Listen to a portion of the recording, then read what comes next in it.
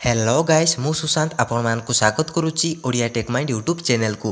तो फ्रेंड्स वर्तमान नरेंद्र मोदी प्रधानमंत्री श्रमयोगी योजना को आरंभ करनी। तो फ्रेंड्स यही योजना रे समस्त श्रमिकों को मिलिबो मासिक 3000 टंका पेंशन आकार रे।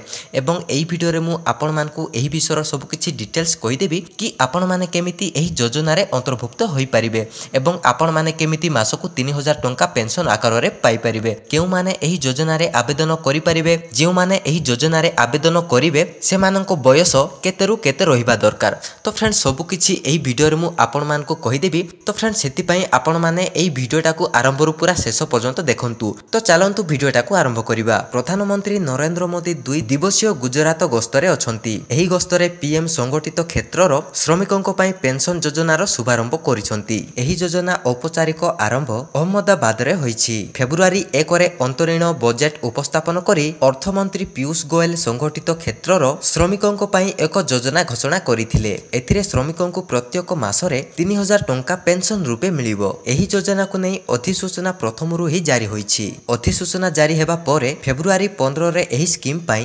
पंजीकरण मध्य आरंभ होई जायथिला। योजनार अंतिम रूप देवार दायित्व एलआईसी को दिया जायछि। योजना आधार रे पंजीकरण पई एलआईसी रो बड़ नेटवर्क व्यवहार करा जाउछि। सूचना मुताबक स्वघोषणा आधार रे एही योजनार लाभार्थीको तालिका प्रस्तुत करा जिवो। किंतु पेंशन पाइबा पई किछि शर्त रहिछि। शर्त मुताबक लाभार्थी को किछि टंका प्रत्येक मासरे प्रीमियर रूपे जमा करिया पई पड़िबो। योजनार लाभ 18 वर्ष रु 40 वर्ष श्रमिकों को ही मिलिबो। जदि कोनोसी लाभार्थी 18 वर्ष बयस रे एही स्कीम रे जोग देबा पई चाहुचंती तेबे तांकु मासको प्रीमियर रूपे 55 टंका देबाकू पड़िबो। 29 वर्ष बयस रे योजना रे शामिल हेबा पई 100 टंकार मासिक प्रीमियर देबाकू पड़िबो। आशा करा जाउछि जे एही योजनार लाभ असंगठित क्षेत्र रे काम करुथिबा प्राय 10 कोटी लोकों को मिलिबो। तो फ्रेंड्स जेउ माने श्रमिक अटंती सेमानंकु प्रति मासरे 55 टंका लेखाए प्रीमियर रूपे देबा पई पड़िबो एवं सेमाने पाई परिबे 3000 टंका प्रति मास। तो फ्रेंड्स एही योजना रे सफा सफा जोना पडुची जे कि जेउ माने श्रमिक होइथिबे सेमाने एही योजना रे लाभ उठे परिबे। जदि आपनक पाखरे किछि छोटिया दुकान अछि,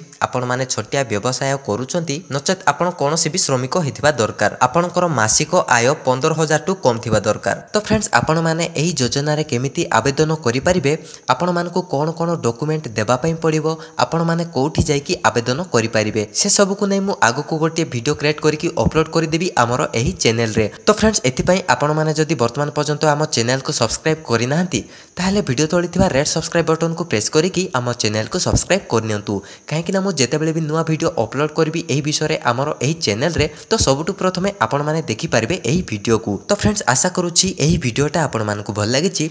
जदि भल लागिची ताहले लाइक करंतु, शेयर करंतु एवं आपन को मनर जहा डाउट अछि ताहा हमकु कमेंट बॉक्स रे लेखि कि जणांतु एवं आम सहित जोड़ी रहिबा पई आम चैनल ओडिया टेक माइंड को सब्सक्राइब करनियंतु।